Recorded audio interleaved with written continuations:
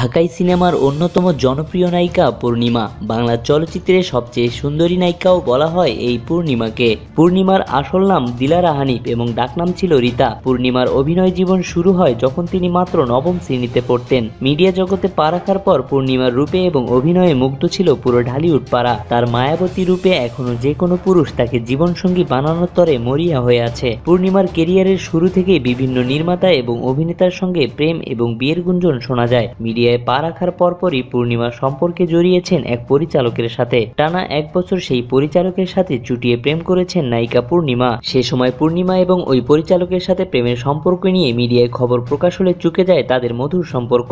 পরিচালকের সাথে সম্পর্কের রেশ কাটতে না কাটতেই পূর্ণিমা এক প্রযোজকের সাথেও সম্পর্কে জড়িয়ে সমালোচিত হয়েছেন বিভিন্ন মহলে। পূর্ণিমার রূপে গুণে যে শুধু ভক্তরাই পাগল ছিল তা কিন্তু নয়, চলচ্চিত্র জগতের অনেক নায়ক এবং শিল্পপতিও পূর্ণিমাকে পাওয়ার জন্য পাগল ছিল প্রায়। প্রয়াত নায়ক মান্নার সাথে পূর্ণিমার প্রেমের গুঞ্জন কারোই অজানা নয়। সে সময় মান্না পূর্ণিমার প্রেম কাহিনী নিয়ে অনেক সংবাদও প্রচার হয়েছিল বিভিন্ন গণমাধ্যমে, কিন্তু সব গুঞ্জন উড়িয়ে দিয়ে সবই জঙ্গনে একসাথে দীর্ঘদিন কাজ করেছেন মান্না এবং পূর্ণিমা।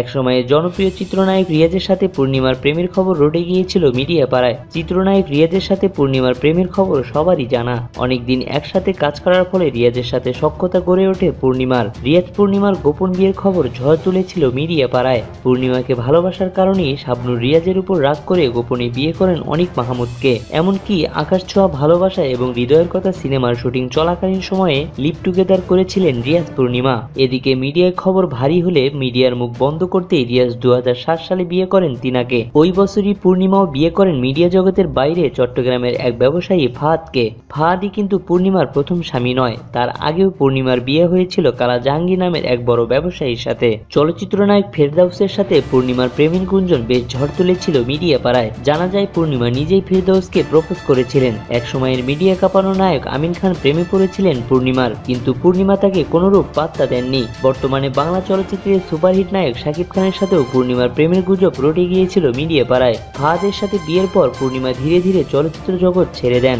কিন্তু স্বামীর অভিমতে আবারও মিডিয়ায় ফিরে আসেন। দীর্ঘ বিরতির পর মিডিয়ায় আসার পরপরই আদম ব্যবসার সাথে জড়িয়ে পড়েন পূর্ণিমা।